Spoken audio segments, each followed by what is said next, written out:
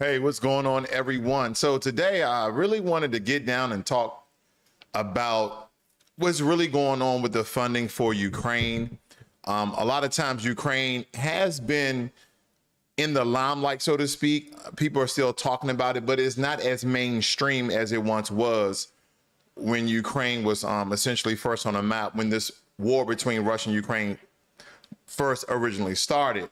And there's a reason for that. I mean, there's reasons for everything, of course, but with this family, the amount of money that the U.S. government is forking over to help fight Ukraine's war is now getting so astronomical that even from the very beginning, it played a role in our economics, but ever so much now, because from the very beginning, the support for Ukraine has been bipartisan.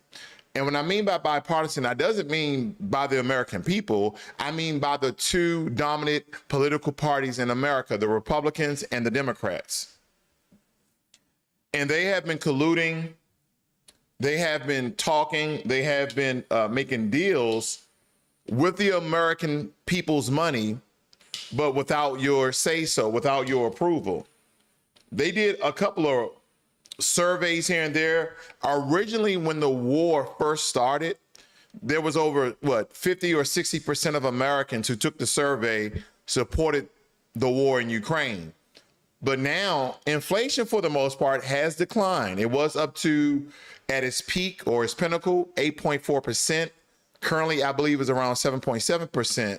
But people are finding some relief at the pump, but grocery prices, car prices are up. Okay, so when we look at these things, that we know when we are, it's kind of like you're broke, but you're lending money out. I mean, because anytime you are in debt, right? Here's the thing: America is a marvel, right? It's a mastery of a country and a corporation that's combined into one entity, but in layers. And when we look at this family, the way they have structured this is, how can you be in debt to yourself?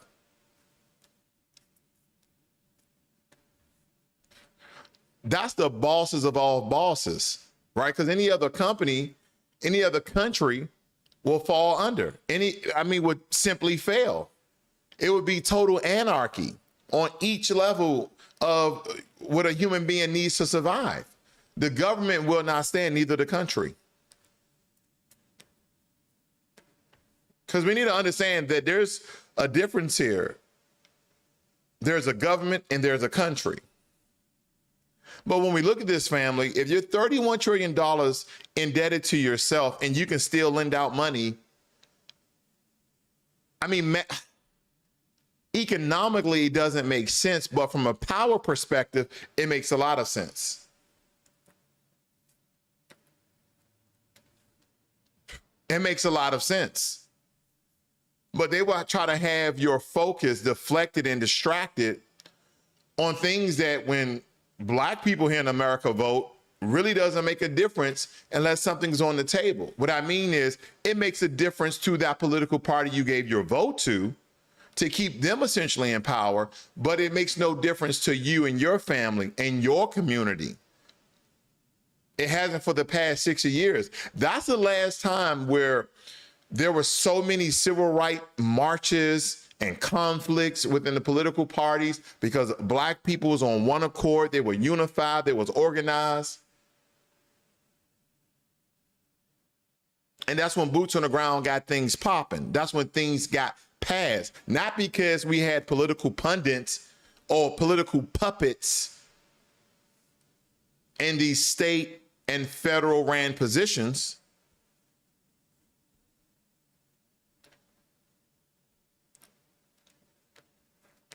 Just think of that, ponder on that for a second. Because when we look at this family, when we look at this, the inflation dominates Americans' economic concerns. Inflation dominates American economic concerns. And this was in March. Okay? 17% name inflation as nation's most important problem. 4% cite gas prices. That's because majority of people work from home. So people are feeling relief at the pump because they're not driving or they don't have to drive.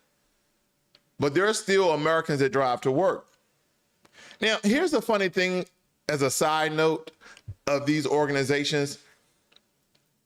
Majority of these Fortune 500 businesses was operating 100% remotely during the pandemic. And then when the pandemic let up, they made their people come back into the office, basically treating them as children, meaning that, there was no really analysis that work production went down, but just the fact that managers, supervisors, CEOs, COOs, CFOs wanted eyes on target. They wanted eyes on the people.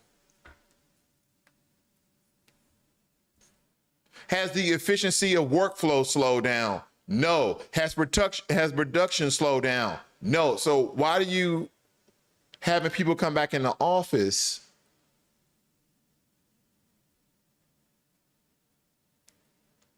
Like I said, as a side note, there's something to think about, family. Because sometimes your slave master wants you, and they want you in sight. We all just modern day slaves working for it, right? Working for the machine. But now let me get too distracted. Because as I stated before, family, inflation is 7.7%. Okay? Down from what it was, 8.2%, down from what it was, 8.4%. And I know a lot of times people are like inflation. A lot of people don't even understand what inflation is. I'm gonna give you the layman terms. I'm famous for that. Prices and services and products, the prices for those things belly up, they inflate. It's when the economy essentially is telling itself, and it's weird. The economy is telling itself, because it's made up of people, but the economy is telling itself that we have a high demand for services, but not the money to pay for it. We have a high demand for products, but not the money to pay for it. So they raise prices.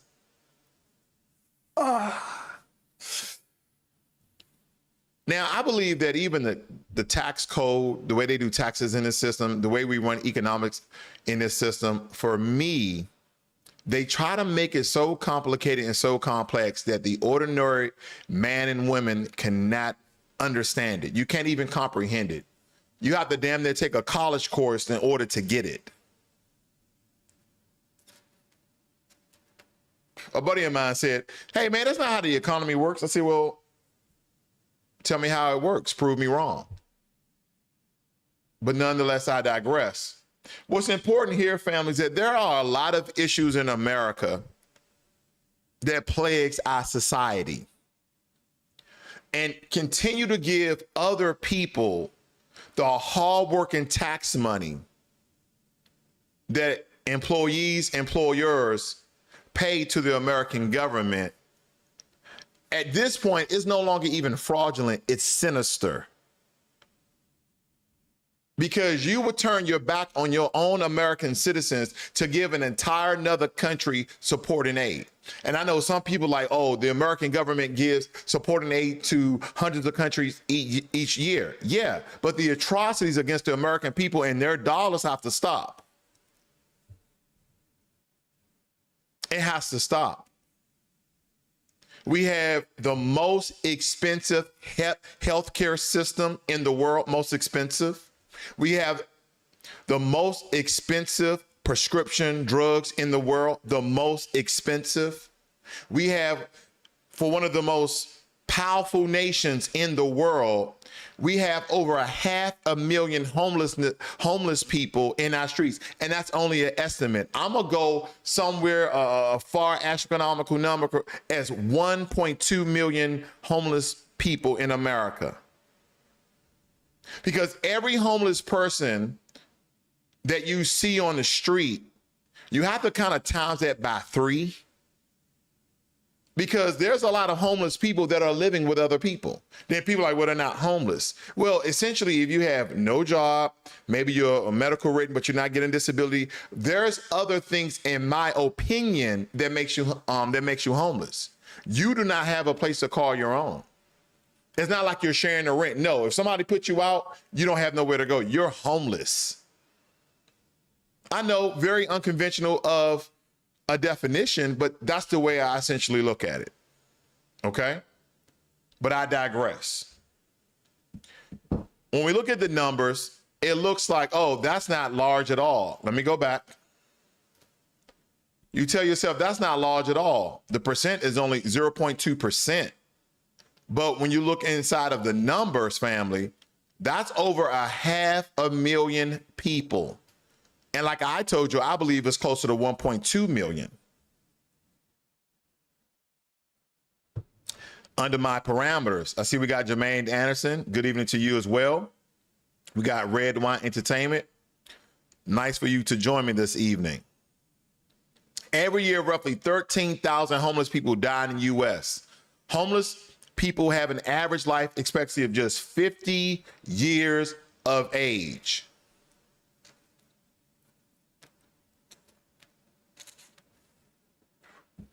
You know, as a medical professional, as I was told, if you see someone in dire need, that you have a code or an obligation, a medical obligation to render aid?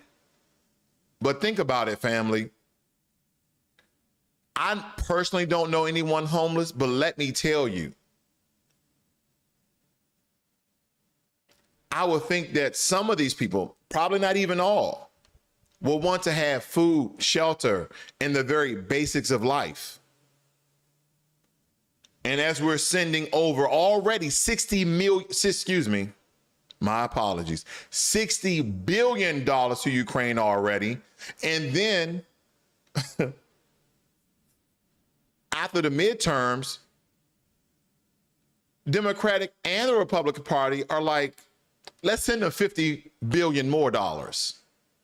Oh, okay. So inflation, homelessness percentages, healthcare cost, food prices, gas prices, products and other services that you need have all risen. Interest rates on houses and cars are out of this freaking world. With someone with a decent credit score like me, do you know they're offering people bank loans, car loans, home loans at anywhere at the lowest I've seen was 6%, up to like 9 and 10%, even with people with good credit?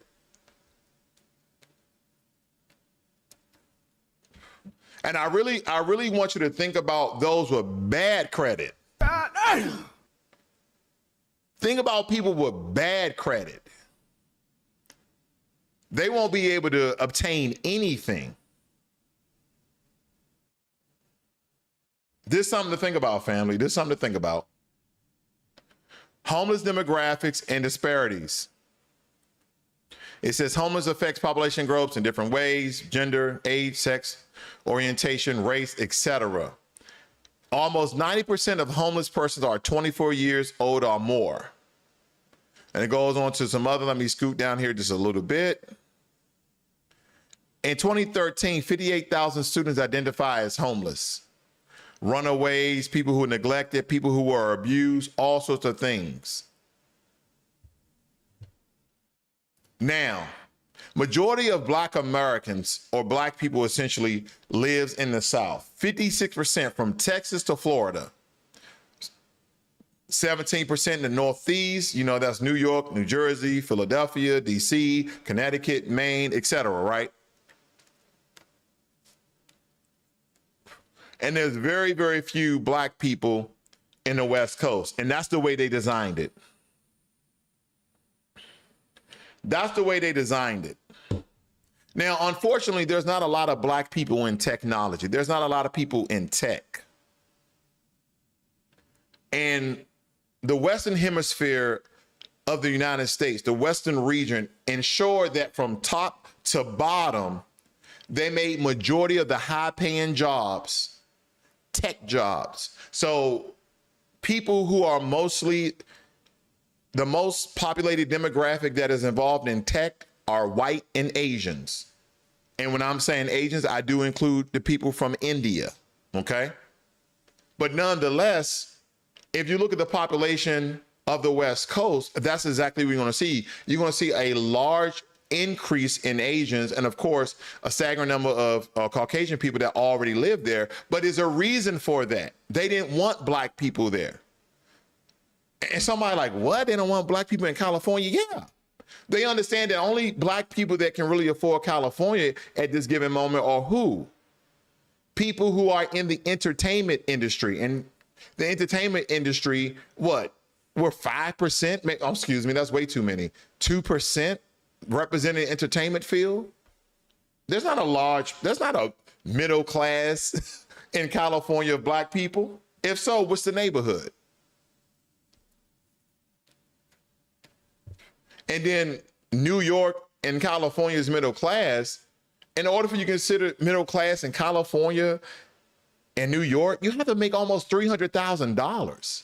Where the average of the entire company, if you're middle class, is like $50,000. You have to make $150,000 or more to live middle class.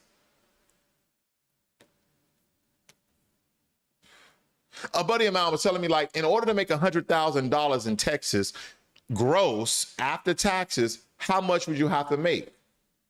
Crunch the numbers, $134,000. See, this is not exact, but for every $100,000, add $30,000. You get what I'm saying? So essentially, you're paying 28 to 31% in taxes when you start to make over 100%. So you're paying the government back $30,000, $40,000 when you make that amount, especially if you're single. So when we look at these things, family, hopefully they're not surprising, understanding where you live and how the government does things, that essentially, if you just go ahead and vote for anything, you vote because you always voted Democratic, you vote because you always voted Republican, understand what the hell you're voting for. And that's on your local levels, because we always preach and teach that, oh yeah, you may not vote on the federal level because they have yet to put reparations on the table, but on your local and state levels are very important, which is true, but understand what you're voting for.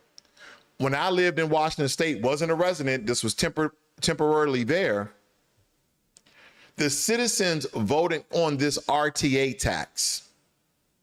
It was called RTA tax. I think it was something transit association tax.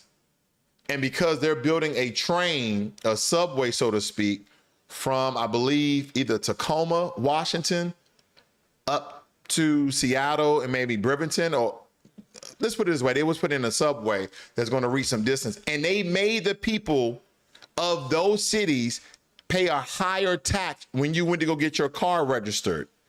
They're like, okay, if you're not going to take the train, then we're going to increase the amount. Now, granted, when these state and local officials presented this information to the people in these cities in Washington state, they say, hey, it's only going to be 1.2%.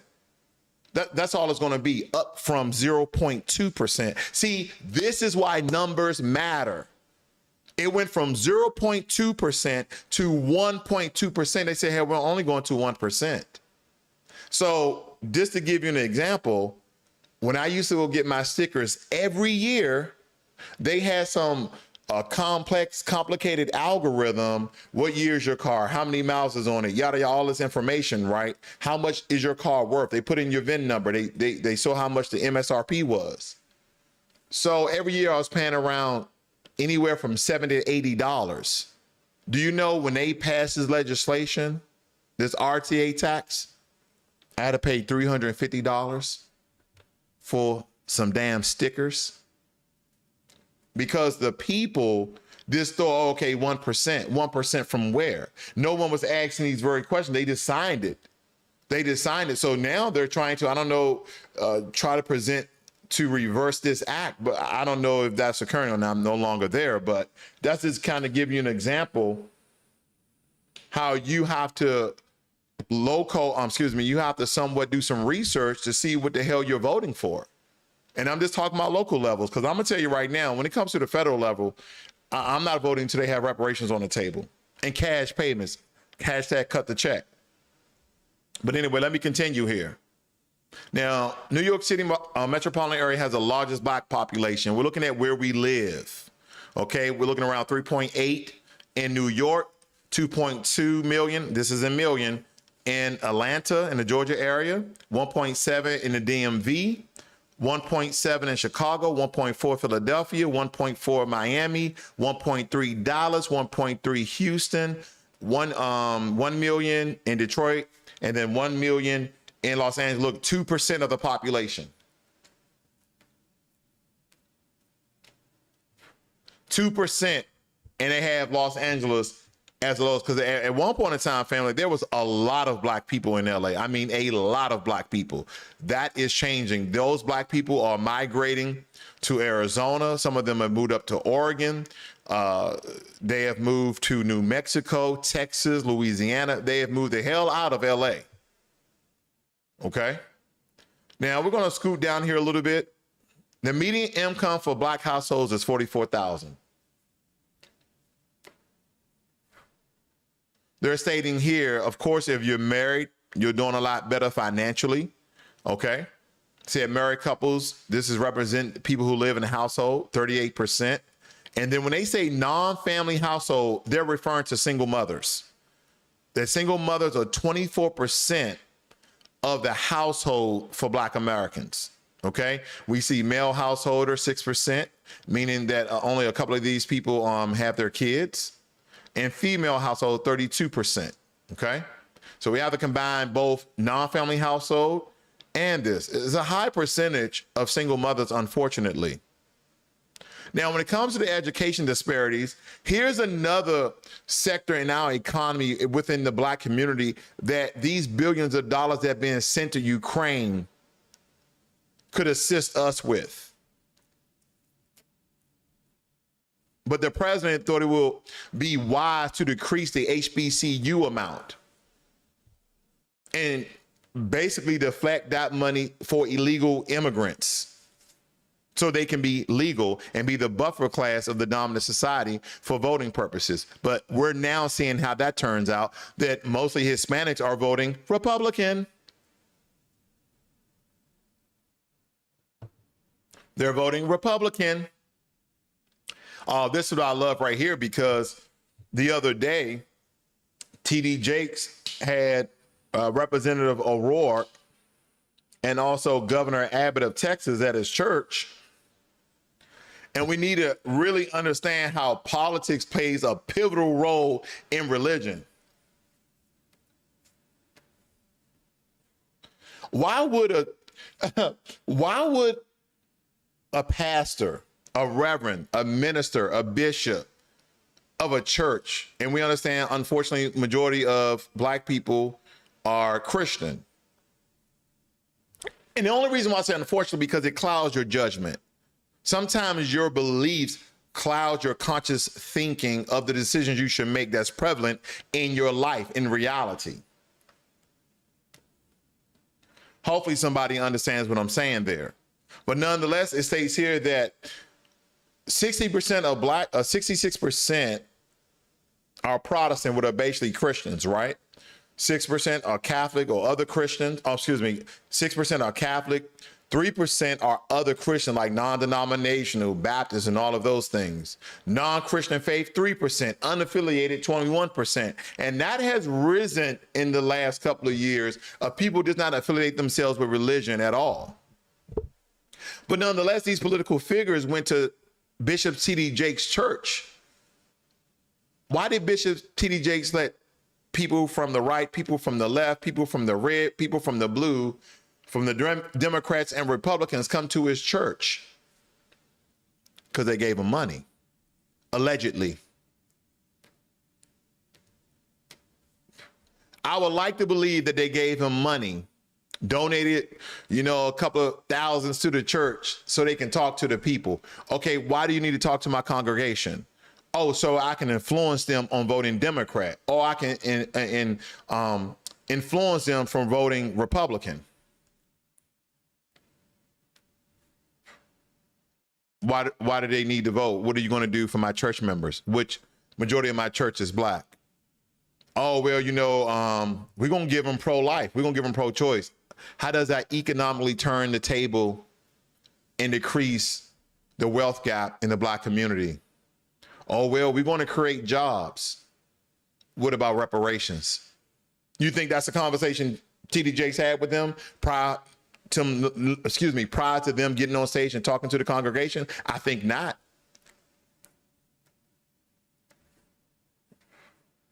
Why do political leaders go to church? It don't matter what's your faith, family, or what you believe or what you know. What political leaders know, if people, it don't matter your skin tone, follow a particular faith, they go to those particular faith leaders, and they know that majority of you are going to follow your pastor. Majority of you are going to follow your bishop. Majority of you are going to follow your minister when it comes to voting. And even in their speeches, even when they preach, even when they cast a spell on you, when your pastors get in a pulpit and do those things, you're going to fall right in line with him. Good old pulpit. Because they pull you in psychologically. They pull you in spiritually, and you fall in line. Because he is the shepherd and you're the sheep. So you shall follow him, right? And again, I'm not speaking out against religions. I'm speaking about those people who are in religion and that you are so easily convinced that their decision should be your decision, and that's the best decision.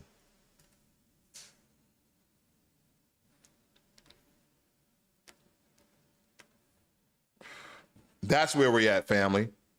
That's where we are. Because as I stated before, that over 500,000 Americans are homeless. They said here that the disparity was starker when looking at the number of homeless people with children. African Americans accounted for about 52% of that population, while whites accounted for 35%. Why in the hell should I care about all these billions of dollars that's being sent to Ukraine? That's your question? Because of the homeless population, majority of those people look like me. And on a local and state and federal level, there's money to assist them by, but we rather just give it to other countries because they're in a war against their neighbor. Then we're the most powerful country in the world. We shouldn't just let innocent people die. No one said that. But you always handle home first. Always. And then again, we make excuses, right? Some of them people want to be homeless. Some of them people don't want to be tied into the matriarch, the patriarch, the government entity, the government system. They just want to live outside. Here's a question that I asked them. If you went to these major cities, these major black cities, when you see all these homeless black people and you state that they want to live outside the system, then why in the hell do they always ask you to give them money? Why do they ask you to donate money? Because in order for them to survive, they have to survive in which the system that we all live in. That the American dollar reigns supreme, and regardless of what you do, you need it. If you don't have the skills on uncharted or ungovernmentized land to go and build your own, like someplace in the last frontier, Alaska. But then you have to ward yourself away bears and all the sorts of large creatures and moose. And unfortunately, if you was born in modern day society and you wasn't living out in the woods with a pack of wolves or something like that, then guess what? If you ain't no country boy that your father taught you how to survive off the land, then guess what? You won't survive without the modern day society. Because here's my thing.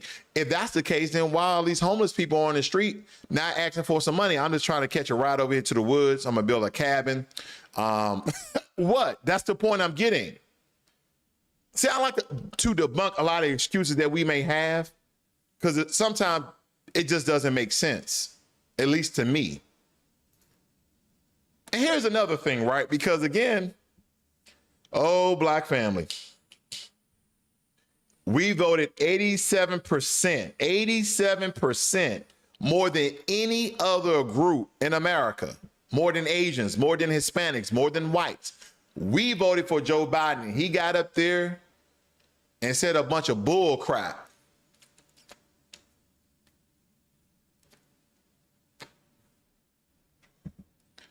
He came out and he said he was going to give student loan relief for borrowers who needed the most. He said, you know what? A 3-part plan delivers on President Biden's promise to cancel $10,000 of student debt for low to middle income borrowers. First, he was going to do loan forgiveness. Now there's loan reducement. But he got your vote. He got your vote. And they keep using this, it's psychological trope that if you don't vote, your voice is not being heard. Family, please, someone explain to me, if you vote, how is your voice being heard? Well, because I support this particular thing. Okay, how's your voice being heard? See, if you notice, this midterm, they was talking to black people. They was making videos, no bucking, no voting, get your booties to the poll. They was doing all these things on TV, talking to black people. And we had an opportunity to talk back. But once you vote, why do they need to talk to you? Why would your voice be heard? I mean, I got your vote. I don't need to talk to you no more. I keep telling people voting is your power chip, is your leverage. And if you give up leverage before you get what was promised, then guess what? You're going to get nothing.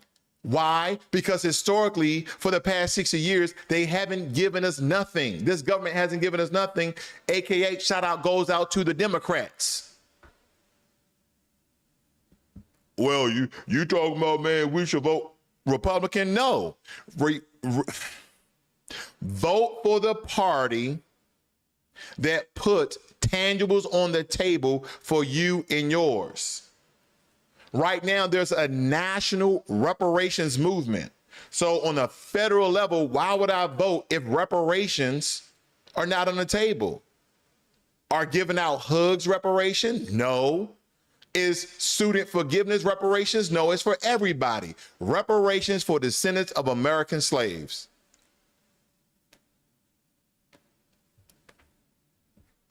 Because again, family, we looking real dumb, keep voting for the same people and ain't nothing changing for us.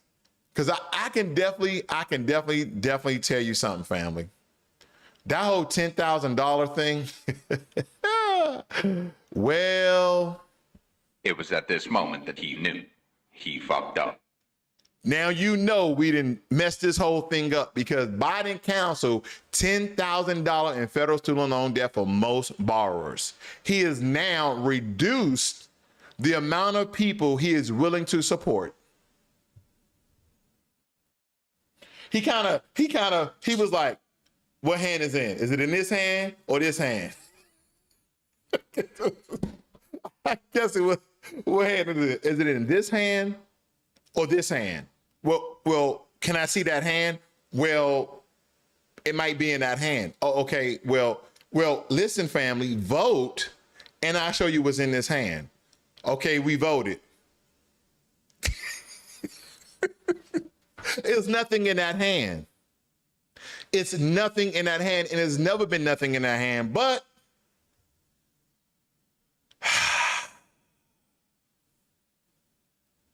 this is what we get.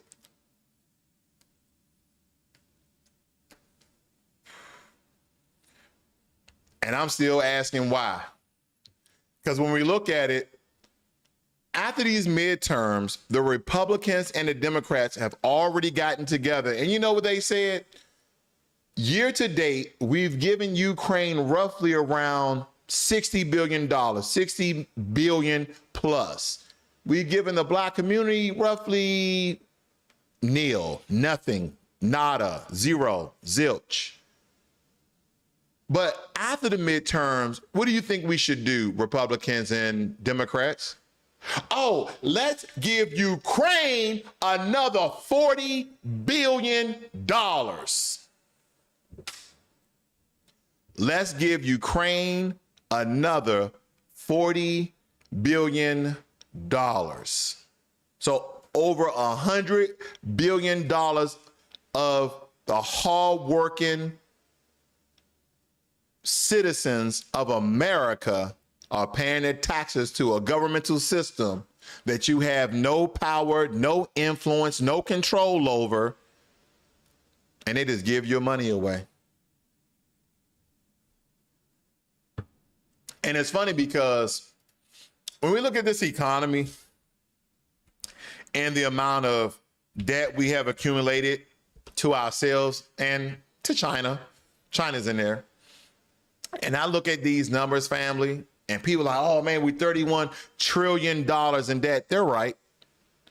The national debt is $31 trillion, 31.2, $31.3 trillion in debt.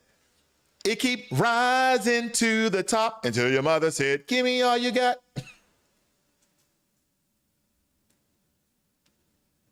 And I know a lot of you are looking at that $31.3 trillion and you're like, are you serious right now, bro? Are you serious right now, bro? Are you serious right now, bro? Are you serious right now? Do it to me right now. No. Are you serious right now? That's what you're probably thinking.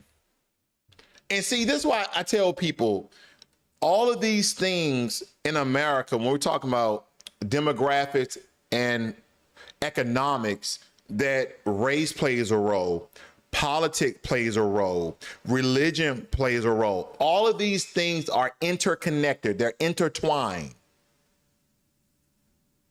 And thank God that people are waking up.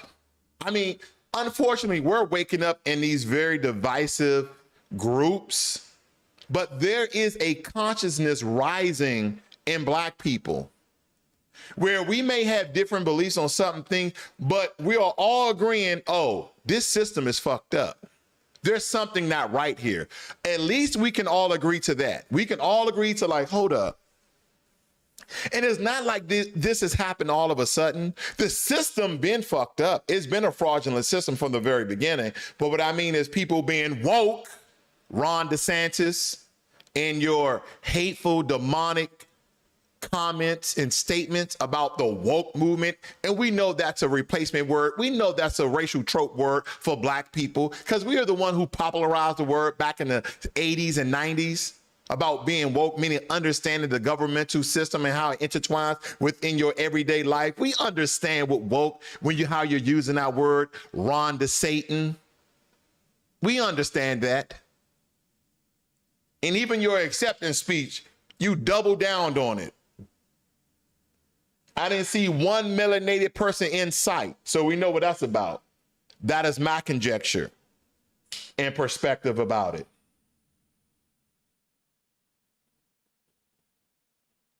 At least Governor Abbott had the decency to go to a Black church to at least acknowledge Black people in the state.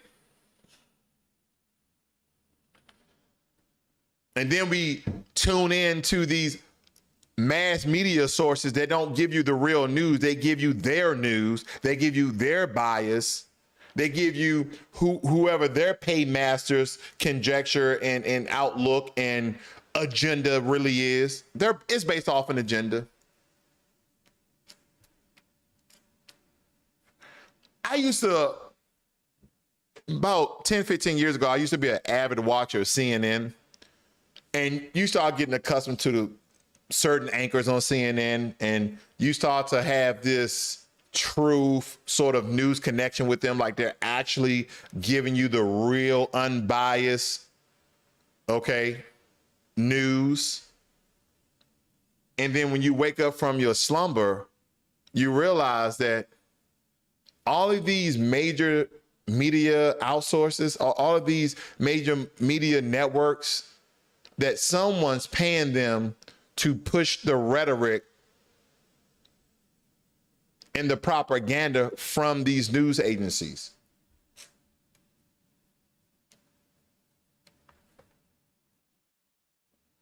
Here's what I'm talking about. Let's jump very quickly to Kyrie Irving. Hashtag stand with Kyrie Irving. Listen, when the news agencies came out and some independent sources stated that by Kyrie Irving posting a link to an Amazon movie called Hebrew to Negroes, that was being anti-Semitic.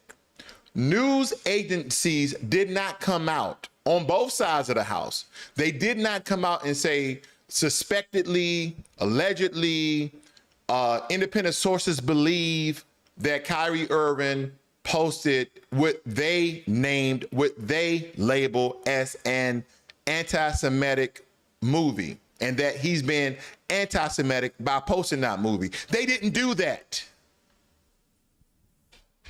They come out with headlines: Nike drops Kyrie for promoting a anti-Semitic movie.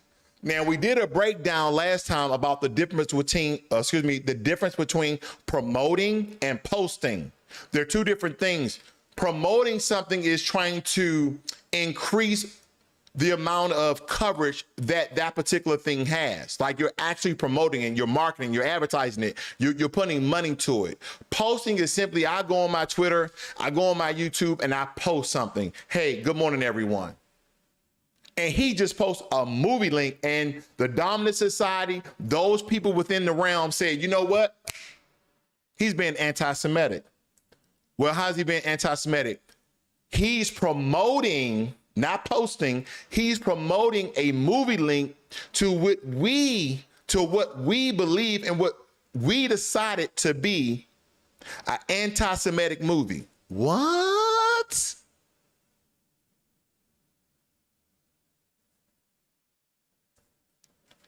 And all this while, Brother Kyrie's been defending himself. He said, wait a minute, why y'all keep saying promote? I posted something. I didn't say any. Now, granted, he didn't say anything.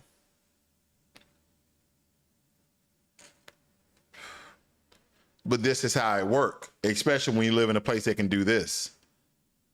$31.3 trillion in debt and still render aid and give those people another $40 billion.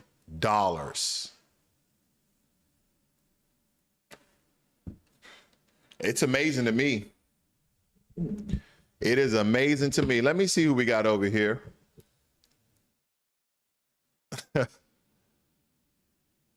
Red Wine says, I agree. Always take care of home first. Indeed. Let's see here. We got K-Dub. K-Dub said this is therapeutic. I like it a lot. Hashtag Sam with Kyrie Irving. Ye said his mother was sacrificed. The attack on Kyrie makes no sense whatsoever. Absolutely, family. Absolutely, absolutely, absolutely. I encourage you all to really understand how this nation, how that this machine is essentially layered, and is a reason for that. It's for you to really never understand the difference between the land and the government, the power or the influence. Whether you are in or out. Now, I know a lot of times people use these words like, we're in the matrix, right? But basically they're saying we are in a fictitious land, we're in a fictitious government, and that they're just creating power out of nothing. Like they're some sort of alchemist. They just create it out of the elements. But at the end of the day, family, the realness of it all, regardless if you believe that or not, is that they have control. If you have control, you have power. Now, people, I would like to believe in the financial space like myself, we understand that America is a monetary sovereign. I've used that before. A monetary sovereign just prints his own money, pays his own money, lends his own money, and has no financial retribution from it. They don't suffer that they continue to print dollars.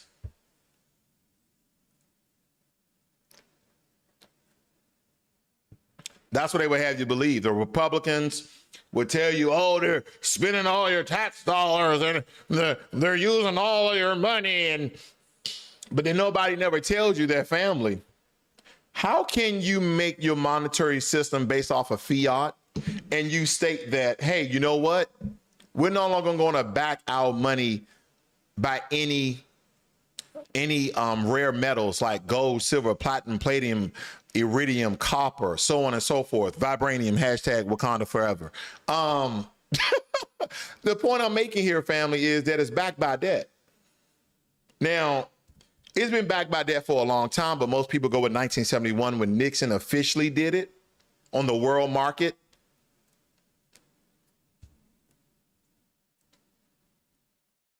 Some people would like to believe that all of America's gold is in the Vatican. America's gold is in the UK. American gold is in Fort Knox. I mean, listen, I don't know where the shit is because we haven't seen it. I think I saw a commercial back in the early 80s where they actually showed the gold in Fort Knox. You can't even find it now.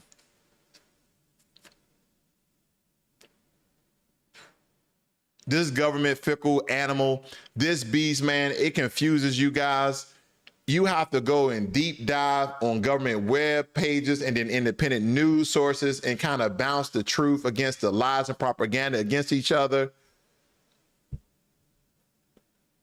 But at the end of the day, family, the one sure thing that you don't even have to do all this research and read all this mess.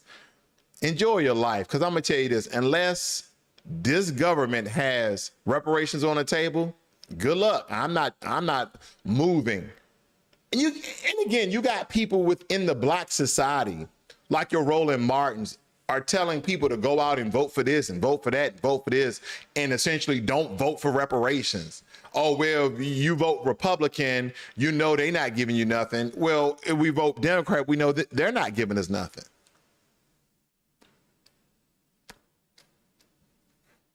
He believed that the people who are telling people not to vote, that they're stupid fools. They're stupid fools because people are not voting. No, the question is not that we're saying, oh, I'm not voting. Well, why are you not voting? I'm not voting. No. What people need to understand is black people are tired of voting for nothing. We want to vote for something just for us, just like you've given every other group something for their damn vote. You've given them anti-hate crime bills in the Asian community. You gave Hispanics all sorts of assistance with illegal immigration and also TAF that's coming from government dollars.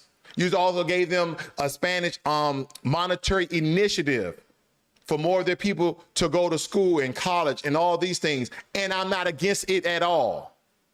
I'm not against other people getting something from this government, like the Native Americans. Joe Biden signed, I think it was, I don't know if it was earmark money or it was an omnibus, but nonetheless, he's given them $31 billion more than any other American president in history. But he told you on national TV, I got your back, black folk. If you don't vote for me, then you ain't black. That's what he told you. That's what he told you. But he's telling you, get your booties to the polls. Get your booties, get your booties, get your booties, get your booties, get your booties, get your booties to the poll, to the poll. Get your booties, get your booties, get your booties, get your booties, get your booties, get your booties to the poll right now.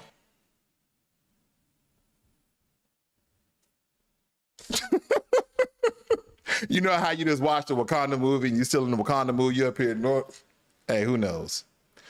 So I saw the Wakanda Forever movie with my family today. Overall, family, the movie was good, but there's a lot, and sisters, don't take this the wrong way. My black queens, do not take this the wrong way. It was a lot of female energy, though. And it comes from the lack of really having any male actors outside of the one black guy they continue to show.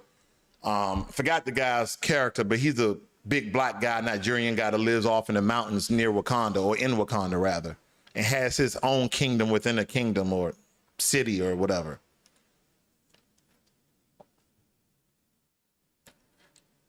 I don't know the history of Africa really dealing with homosexuality, but there was a somewhat of it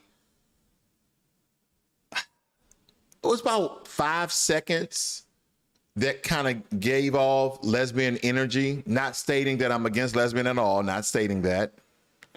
I'm just saying, I don't know why they threw that in there. I don't know why they threw that in there at all. I take that back. I know why they threw that in there. But nonetheless, now they did a great job in in memorial to Chadwick Boseman. Okay, Chadwick Boseman. They did a terrific job. I mean, I actually felt like the actors who was on the other Black Panther had a really good connection with him, because you can actually feel that even though this is a movie and they're acting, that they felt like, well, not they felt, they actually lost someone. That you can absolutely feel. You can just feel the emotions in the acting. Now, of course, they're great actors, but you can actually feel the pain of losing him, you know, as a co-worker, as a friend, as something special to them. You can just actually tell from that. Okay. Now, the funny thing about it is during this movie, and I'm not going to kind of give you guys, I'm not going to do a spoiler for you guys. I'm just going to kind of go off the things you've seen in the trailer. The blue people who are Aztecian, maybe, modern day Mexicans, maybe, are blue. And they show them as very powerful people because I guess in the beginning of their society, one of their ancestors dove down in some sort of cave and extracted vibranium from underwater, and then thought this was some sort of medicine from the gods. They ingest it, and then they die, and then they kind of got back up blue, or they went, you know, they was unconscious, and they turned blue, but they no longer could breathe oxygen. They had to get their oxygen from the water, except the child of the queen or whoever was pregnant at that time. But nonetheless, yeah, it was, some of it was weird. Okay, I'm gonna stop right there. I kind of gave out a little bit there, but some of it was very weird. And it kind of made us, me and my wife, look at each other like, hey, okay, you got it too. Okay, cool. You know, we be looking for things like, hold up, wait a minute. Oh, okay. Right. So they kind of made Aztecian, Tainos, Mexicans, whatever, right, look like aliens, but they live under the sea. And some people are going to talk out against this. I know it's Marvel, right? They got outer space. Now they got the Atlantean people. That's basically what they are, modern day Atlantean people, but they live underwater. And when they come to the surface, they have to use some sort of breather that has water in it. But the son of this lady could do both. And he had feathers on his ankles. It made no sense. He had feathers on his ankles so he could fly. Okay, that's enough. That's enough. I know. Pointed ears and feathers on his ankles. Whew. Yeah. Red Wine says controlled by finances. K-Dill said, wait, people still listening to Roland Martin? Yeah, unfortunately they are. Unfortunately, they are still listening to Roland Martin. Red Wine says, what will the community gain from voting? Of course, sister, that's a very broad question. And we know the things that we can essentially get from voting. Like, take, for instance, if the contract with Black America that Ice Cube presented to both political parties, but the Democrats didn't want to hear him until after President Biden got elected. And once he got elected, 2 years, going on 3 years later, they have yet to meet with Ice Cube, okay? But nonetheless, if that contract would have got change, alter just a little bit, and Joe Biden signed whatever legislation. Because here's the thing. He could have done some things legally that once he became president, signed an executive order to put that in motion.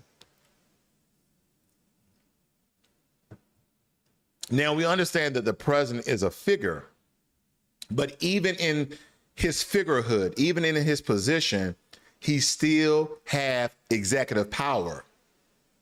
The president could just randomly release someone for prison who's a serial killer who killed 30 people. He can release them for prison with his power.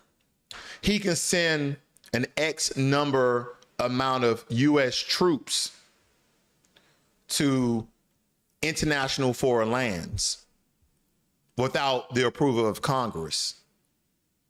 Like when he signed executive orders, he doesn't need anyone's approval except his own.